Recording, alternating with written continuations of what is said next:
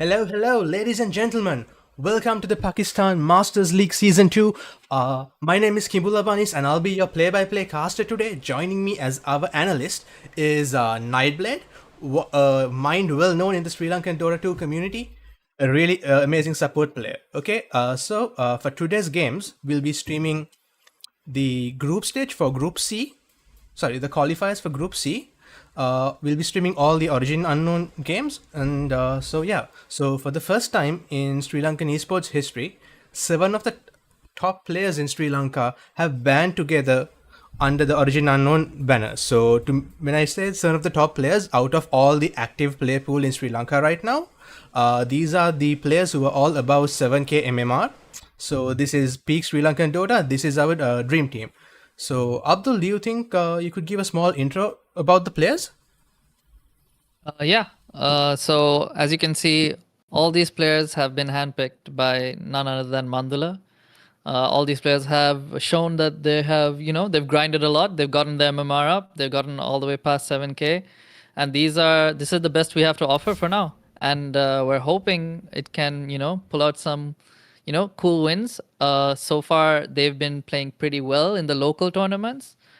Um, so let's see if they can pull out a big win here in this Pakistan Dota Masters. Let's go into the game. All right. So moving on to the draft now. Yeah. So like you said, let's just give a quick intro for the players here. So there are 7 players in total for this team. It's gonna be Morpheus, Shauban, Matrix, Tenza, AB, Akuna, and Hope. So there's been a few times when they've tried all the iterations of the players. They've tried different matchups, different groups up with all the different players, and right now they've basically decided that this is one of the best iterations of the team. With Morpheus playing 4, Shauban playing carry, Matrix playing 5, Tenza mid, as well as AB playing the 3rd position. So it's Hope and Akuna are still there. They're as subs. They will pop in when needed, but for now, they're going to run the best iteration that they can think of. And quick intro for the players are Morpheus, an up-and-coming player. He's actually pretty new to the scene. He's been playing all the tournaments for the past 3 years, I think, maybe more even. I'm losing a little bit of track of time here. But he's been playing really well. He's proved himself in a lot of tournaments, won a lot of tournaments, and he's here to represent the position 4 in this team. Shauban, one of the star players of the team, very consistent player, very good player. He is the brains of the team. I like to say, at least in the mid to late game, he likes to make the calls. He likes to control the game on his own tempo, and he likes to set the pace of the game, basically. So when Shauban's in the team, usually what they do is they like to play like a 4 protect 1 draft, maybe not all the time, but most of the time, and they try to set up his game as well as they can. Matrix, one of the top MMR players, not only in the country but in the entire region. He's been playing with some of the top, with the pro players. He's ranked 243 right now. He used to be in the hundreds, less than hundreds, actually. So he's been playing with some of the best. He's 13k MMR, and he's a really good player. No matter what hero you give him, what position you give him, I mean, as a support anyway, he's just gonna pull off some really, really cool plays and set up a lot of good tempo for the first few minutes of the game. Then coming to Tenza, everyone knows Tenza. Everyone loves Tenza. He is the mid player, the cheese mid player, and also very versatile. He doesn't have 1 or 2 heroes, guys. He has like a bunch of heroes, and they are not your conventional mid heroes. You won't see him play Storm Ember like often. You won't see him play too much Puck, but you'll see him play like Kotl. You'll see him play a bunch of cool heroes that we'll see in the rest of the tournament. So we need to look out for Tenza. He's gonna be one of those wild cards when we watch him in the mid lane. And last but not least, our AB Sama. He's going to be playing position 3 for this team. A little bit of a new position for him to play. But he has a lot of great knowledge about the game, as we all know. He's been coaching a lot of good players, and He seems like he has a very good idea about the game, and he wants to apply it to this team as well. He will be playing a little bit out of his comfort zone since he is playing position 3, but that does not take away from the wealth of knowledge that he has Indeed. in the game. Yeah. And with that, Ayman, the draft has ended. We've just been playing it in the background, but here we see the Lycan on AB, a Tenza, Slardar mid, Shaban with his Dragon Knight, Matrix playing the Enchantress, and Morpheus on the Disruptor. Yeah. Abdul, I would say this is a really interesting draft, Abdul, because I have not seen people really pick up the Lycan first. So this is nice. I really like this lineup, and Beastmaster being picked into Enchantress lineup, Enchi can just steal his bows, and that would be a very annoying lane for Augie, but that's depending if he's the off laner. But no, so is this a carry Ember or a carry Beastmaster? I mean, it might be a carry beast. It could be anything. It was a nice flex from them till the end there.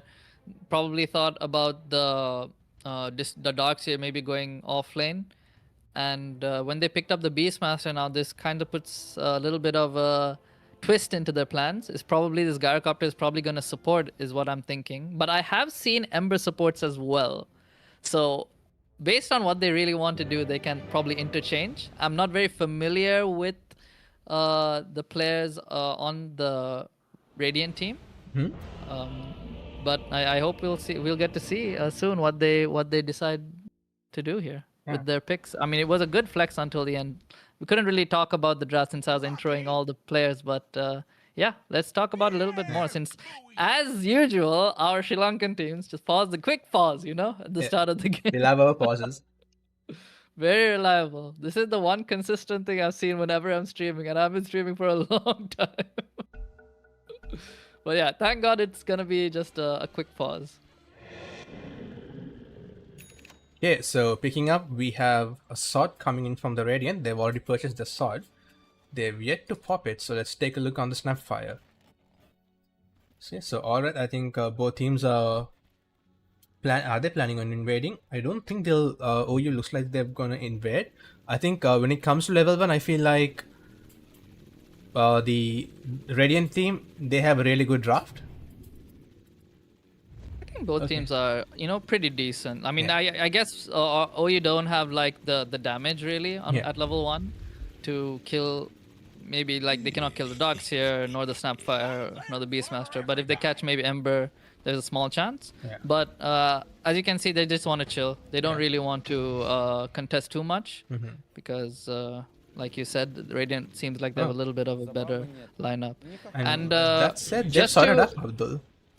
Yeah, I mean, this is gonna be just a late sword from them, just to make sure that if they do find any information from this ward on the left, they can make a decision on what they want to do.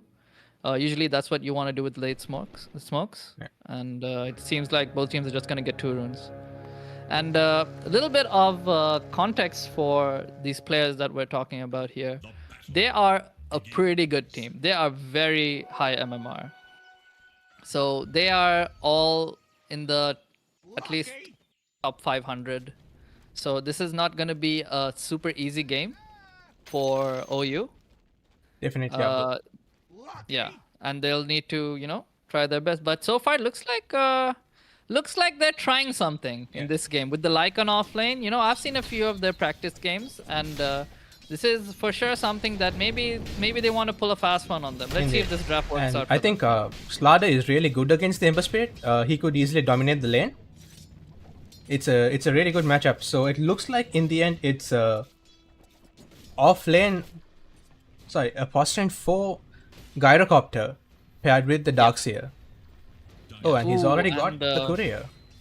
Yeah, the courier goes down. That's going to be some. It's not too bad. Enchantress has enough regen to provide the Dragon Knight for now. Since it was only tangos, it should be fine.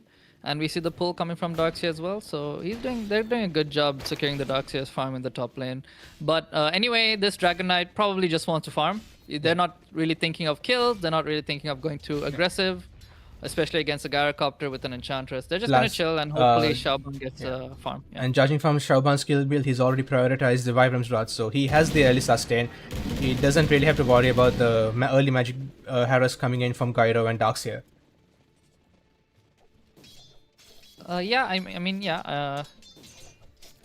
It's gonna be. I think the really important lane is gonna be the mid lane, Yeah. where the Slardar versus the Ember. As you can see, the Slardar is coming out a little bit ahead. Oh, and the bot lane, the Disruptor has taken a bunch of damage, but this is also a very wash lane, where the Lycan just wants to farm. It's up to the Radiant to actually be aggressive on both these lanes. Indeed. And it looks like the Dire team just wants to, get the levels and get a farm and hit a spike with the Slardar maybe. And it looks like a pretty decent draft, since the Slardar is going to have a good timing because of how good his lane is going to be mid. Indeed. So Abdul, also one thing I would like to point out is that, like right now the carry meta for in Dota is Battle Fury heroes, right? So because the Battle Fury is one of the best farming item right now. So none of the cores here, they make Battle Fury, both teams. And we see a lot of micro heroes picked up as well. So do you think we'd see some dominate action? I wouldn't. Yeah, of course. There's a Beastmaster in the game. There's gonna be a Dominator for sure. I doubt they're gonna go any Doms on the Dire team. Maybe the Lycan. I mean, Lycan was gonna go Dom for sure. He's queued it but up already. Not on the Dragon Knight. Yeah, definitely. Yeah, Dragon Knight just gonna rush that Mask of Madness and start farming. Is what I'm gonna think. And as you can see, Ember mid, he is suffering quite a bit in this lane, and he's gonna keep suffering. The more the Slaughter gets, these items, especially the boots, when it comes up, the Ember has to be really careful. I think he'd have some escape potential when he hits level 6, but like in those early levels, especially in the water, Slaughter is the one driving. Yeah, for sure. The only problem I think this game is gonna be if the Slaughter if he gets ganked a bit, or if they try to shut him down a little bit from the Radiant team mid lane, it's going to be a little bit hard to come online with this draft, since they have two very passive support heroes. The Enchantress and the Disruptor. They don't really provide a huge amount of damage early in the game. So the damage is really coming from the Slaughter and maybe the Lycan Dom plus his ult. Dragon Knight probably wants to chill and farm his MOM plus Blink unless they dive towers or something. Yeah. So it's pretty important that the Slaughter gets a good, at least a good first few minutes. True. So I think he's doing a good job. He's secured 25 last hits. He's ahead of the Ember Spirit and his own Dragon Knight. So I think Xiaoban's taking a chill just with the lane, because it is going to be quite an annoying lane. I'm very curious to see when Delos starts doing his rotations, because despite the MMR gap, like playing against Delo, one thing we realized is he's all over the map. Oh yeah, he's gonna be all over that, but as you can see, like his hero is such that he can't really do too much in this game. And there we go. There's the aggressive play in the bottom lane on the Disruptor. Disruptor just a little bit out of position there. Yeah. Gets scatter blasted and little shredded down. Yeah, so the little shredder is actually quite annoying, right, for supports, especially if you're very squishy and you have low base armor. You're going to be taking in that extra damage, especially like when Lycan has his two bows. Sorry, when Beastmaster has his two bows, just right-clicking you down, that is going to be a swift death for you. At least you'll be being chipped down, and the second you get caught out of position, you get punished. So now it looks like Augie's taking the initiative to play pretty aggressive. Yeah. Seems like I feel like unless they're going on the Disruptor, there's no real kill potential in this game for maybe the Enchantress with the Gyro maybe, but I think a lot like they can just farm on both on all cores at least. They're trying to make a play mid, but this Ember Spirit is playing pretty careful here. They want to make a play with this with the amp, but now Ember hits 6 and it's gonna be almost impossible to kill him. Yeah. Unless the his mana pull down, but I think he has bottle, he has a few wand charges, and Slaughter's a hero who's going to be spamming his spells in lane, so he'll be happy. And we see the snap rotating middle. The Disruptors, they're gonna try and make a play on the Ember here, but the Disruptor's he's gonna see the Snapfire. Snapfire also rotating with the Gyrocopter. This is the play I was talking about. Them rotating on the Slaughter mid. Will it be good enough? The cookie's there. and they Yeah. do manage to get the Slardar. So this is what I was talking about earlier, where they want to shut down the Slardar because they know. I'm pretty sure the Radiant have an idea of the tempo hero in this game is Is for the sure going starter. to be Yeah. Slardar. Once he gets Yeah, the blink, he's going to start making all the plays. And we do see yeah, that and even Delo rotated with the center, but that wasn't enough for them to secure the kill. yeah. They were just a bit faster, I think, in that play. Um, Morpheus was waiting mid for a while, trying to get the glimpse on the Ember before he hit level 6, but that play didn't work out for them. And the supports rotated in time, and they got a pretty nice kill on the Slardar. Not very good for us. Not a good start. But I think we could bounce back. The Wisdom runes are spawning in a bit. I mean, Maybe we'd see some fights as well. Okay. no, I highly doubt that we're gonna contest the Wisdom rune here, especially since we didn't even get the 6-minute rune on Slardar. So it's kind of hard to contest when you don't have the power rune.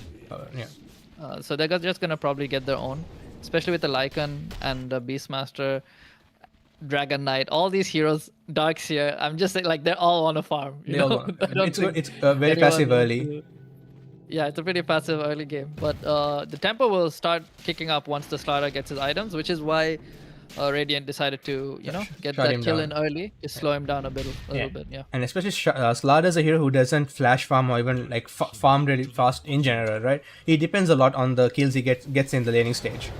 And we Yeah, see especially until he gets the shard, his shard. Yeah. When he gets shard, it's a bit faster, but until that. Oh, I think they can turn it around on him. The cookie is there. He jumps back in. Gyrocopter rotating in with the missile. Can they track him down? The flame shield chipping down the HP of the Slaughter. Archer deciding to dive. There goes the remnant. He blinks in, but he goes back. But the missile will connect onto Tenza.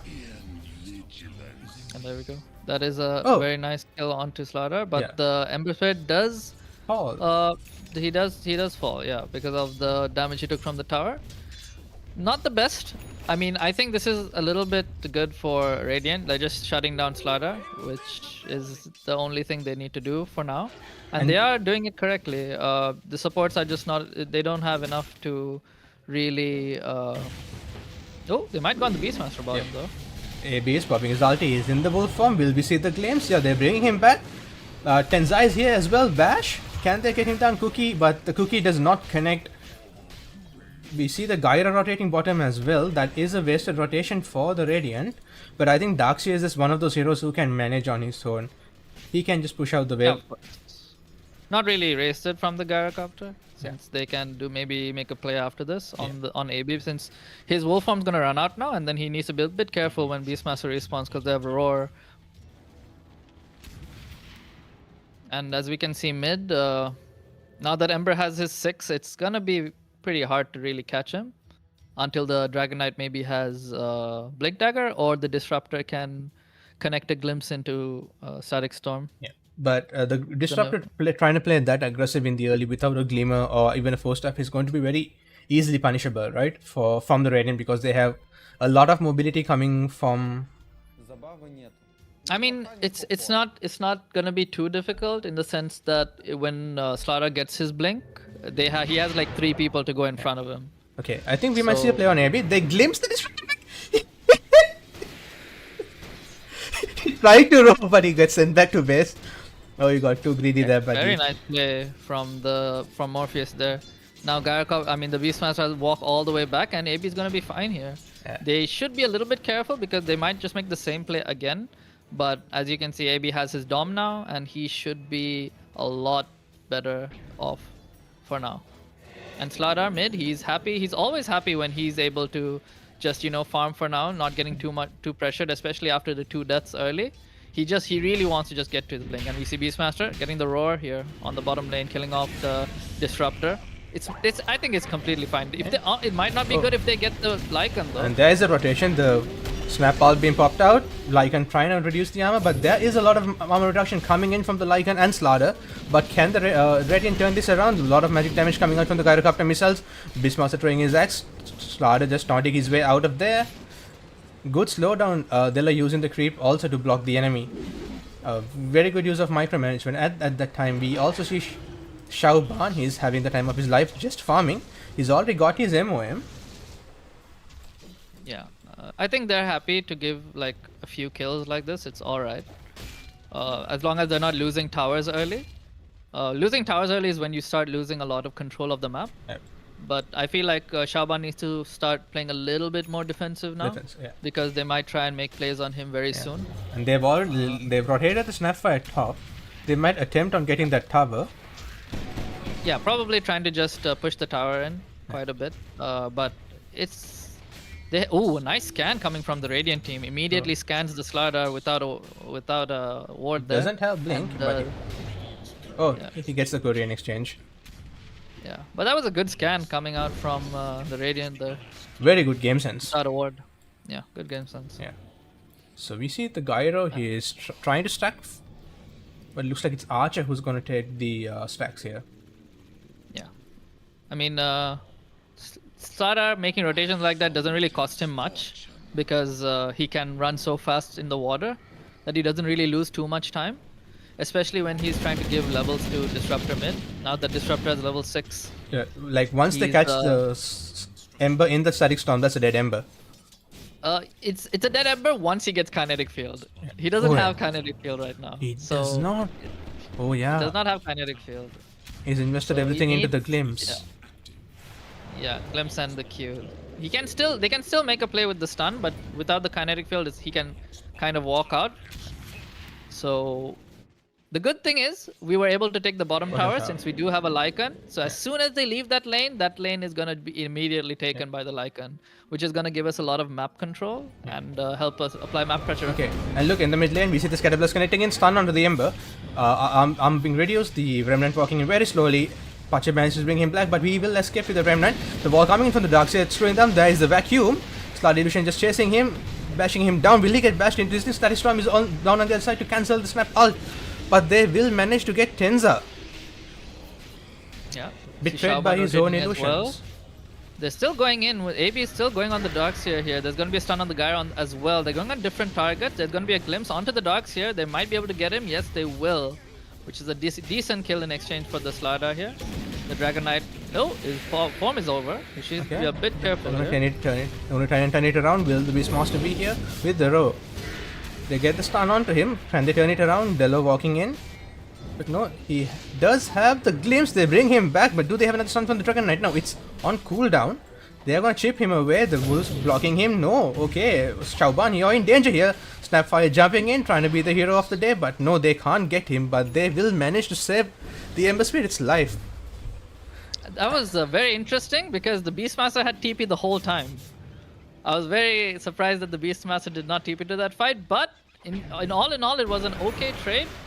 Shaoban didn't die. They didn't manage to take the tower, but I mean, it was okay. Slardar for the Darkseer. Not terrible. Yeah. And I think once Tenza respawned, he went right back into farming. Like, he didn't come to the fight, so we know for a fact that he's prioritizing his blink. But at the meantime, Augie, he's almost done with his Aghanim Scepter. Yeah. Getting the Aghanim Scepter is gonna be crucial in this game for him. That's when he can start doing the damage in the fights at least. Yeah. Shaoban, it looks like he's going armlet. Okay, so he wants to play a little bit of an early game. He wants to fight a little bit early. So I He's think, relying on the blink. Oh, and Slardar is going Echo Saber instead of blink. oh yeah, he was almost done with his blink. Like, he had the gold, but I think they want to burst. No, I think it's more of a like, not only burst, it gives him HP as well. So it doesn't make him like super squishy, like when you have the blink. Yeah. Oh yeah. So the Echo Saber is a little bit for like, okay, I want to go in, I want to stun them, do my combo and survive, rather than blink and stun, amp, and get chained into roar, into Gyrocopter stun, and he'll die eventually, right? Yeah. So I think he's thinking of beefing up a little bit so he can survive a little bit longer. Like, I'm pretty sure he doesn't mind dying this game on the Slardar. Meanwhile, bottom lane, there's a rocket on the Dragon Knight. I think he should be fine though. He'll get away. Yeah. But yeah, Slardar should be he should be looking, I'm guessing that's why he went the Echo. And he looks like he's going to make the blink anyways. Yeah, of course, of course. He will get the blink and the shard after this, but I guess he didn't want to die immediately in fights. So I think that made him a bit of a sacrificial hero in the start. I mean, like I said, when they picked like this Dragon Knight for Shaoban, Yeah. they kind of want to do the 4 protect 1 thing. Yeah. But it looks like they're gonna be a little bit more aggressive, and this time play like a 5-man push draft with this Dragon Knight. So looks like It's a they'll be little hard for Radiant to actually fight into this. Yeah. But I think they're gonna try and trade out the top tower because they have no way of defending this push, right? The OU pushes. Oh, he gets a nice stun on the Ember. 2 stuns in. Can he get? No, the Kinect is ahead. They're bringing him back with the glimpse. Can they get him? Oh, he managed to stun. What fast hands? Didn't he get silenced over there? Yeah. So he was able to get the Remnant out there with the slide before he was glimpsed in. If you saw that, so while he was getting glimpsed out back, he slide and used the ult. So, those So he aren't was things we maxing see it in out. our ranks. No, no. Well, it's crazy. That was really good play coming from the Ember. An immediate smoke by the Radiant. Let's see if OU are ready for this. They look like they're ready, so they shouldn't be caught off guard too much here. Nope. They're coming in with the row. Nice field to stop them. The rocket connects. The remnants connect. But I think that's They're gonna be committing- Pachifal. Yeah. Oh, but the Enchantress also might take quite a bit of damage here. The rocket bounced the last second. The vessel is on the Enchi. Yeah, that's Oh, gone. okay. Yeah. That was very close. But oh, they might be go back in here. Slardar is Yeah. ready. He's gonna go in. Get It's a the nice stun. stun. Immediately going on 2 targets. Yeah. Looks like they want to kill the Gyro first, but the Slardar is in trouble now. Oh, they get the row on him. Yeah, I think this will force them to disengage. That was quite pricey. Maybe if they committed all on the Gyro, like getting the Ember would have been an okay trade-off. And immediately they're going for Roshan. Looks like they're utilizing the advantage that they got with that fight. Immediately trying to take Roche here. Not the best of fights. They could have. I feel like the supports were just supposed to die there, and then maybe they could have reset after that. Yeah. But after forcing the trade, the Slardar does fall, which puts him even further behind. That was an expensive trade. Fair off. But it's Yeah. okay. I think OU they'll manage to come back with this. Yeah, for sure. There's a good chance for them to put the to come back from this. Radiant's bottom tower is in danger. And now we can see the Gyrocopter going for that shard, has the Pavis. Oh, once he gets a shot. Beastmaster has the blink finish. Yeah, it's gonna be annoying. We see 2 Pavises actually, one on the snap and the Gyro. Oh. So a lot of shield coming for the Beastmaster once he gets in. So he's gonna be pretty tanky. They have to munch through a lot of that shield, that physical shield barrier. I think that's especially like given because of Lycan's arm reduction plus the Slardar, right? So if you buff him, that's like a core not having to make AC, and you have your support items, which the supports still benefit from. Yeah, Pavis is a very good item right now. And now it looks like Radiant are gonna take control all of the map with the Aegis, but there could be some counterplay here. They don't have a glyph unfortunately, so they have to think about whether they want to take this fight or not. Yeah. But I was always thinking during the initial part of the game that OU they had a really good push, but I think once the Beastmaster with the Aghanim is farmed combined with the Snapfire's guns, that just chips away your tower really fast. Oh yeah, for sure. I mean, Beastmaster is anyway gonna push your tower really hard, so when you have a Beastmaster in your team, you just know the towers are gonna melt. And especially when you have the Aegis like that, it's really hard to fight into that head on. And it looks like OU want to secure BKB on Shaoban first before they want to fight. Is under attack. So while we talk about the cores, what do you have to say about Ember's item choice in this game? Looks like he's going for a Yule, and he made a vessel, and now he's going for a Yule. And at the same time, he's engaging Tensa. He's already vesseled him, but I think Tensa will manage to disengage. Yeah, I mean, the vessel is just something that these Ember Spirit, Void Spirit usually go these days. Just so much damage, and vessel also helps a lot against, the Lycan, the health regen, the heal from Enchantress. the Dragon Knight's innate regen and stuff. So the Vessel is a solid option this Solid game. option. And he's going for the Kaya, which is also normal. He'll probably go Kaya Sanj. And yeah, I think this is a just a solid Ember build this game. And meanwhile, AB using his minions to take towers here. Tower is gonna fall if he focuses it after the Oh, he blip. can. It will He fall. has the dragon. Yeah. Very smart move by take it Ebisama. Yeah, and he gets a resummon as well. So that's nice. Good split push coming from them.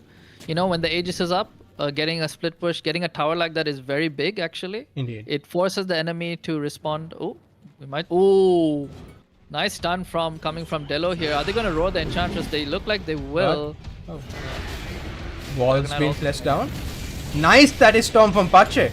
They do catch him. Shauban popping the BKB. Can they at least get someone from this trade? Lot of damage coming. They do glimpse the Darkseer back. He can stand his ground. Delo's been put into the high ground. Archer trying to make a mess of the fight.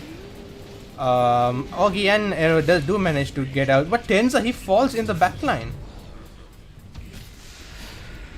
Yeah, unfortunately, the timing for that was kind of off since Shauban's dragon form was off by 5 seconds in that fight. And those 5 seconds made it so that the Darkseer survived. And neither of them died in the Static Storm.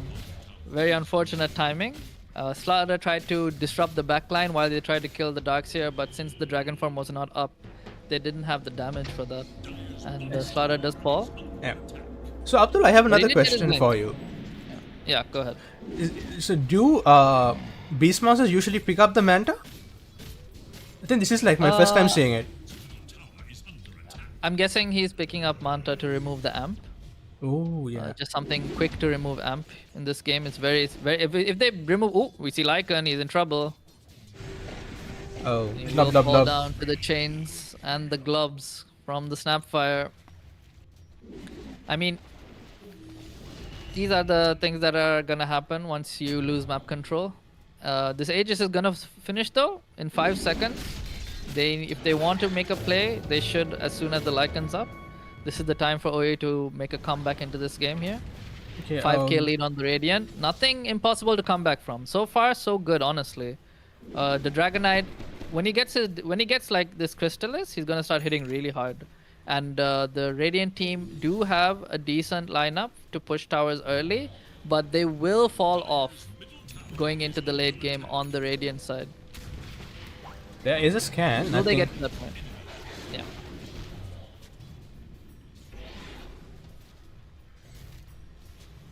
So no, I think they're just gonna get map control. They prioritize map control a lot. Like, I think this is like a different level than what we are supposed. Like I'm like experiencing in my ranks, like, and even in local tournaments, right? Like, Yeah, I mean, when you're ahead, you want to take all these towers. I mean, it's just taking, you never go high ground on the first Aegis because you don't have the banner also. yeah. So with the first Aegis, usually you just want to clean up all the T2 towers, which is what they're trying to do, especially with the gold advantage. While you have to think of a different way to take fights now, because this is gonna be where it's gonna be really tough. Oh, there was a glimpse onto the Beastmaster. Static Storm down, kinetic field, and boom! Bye bye Augie.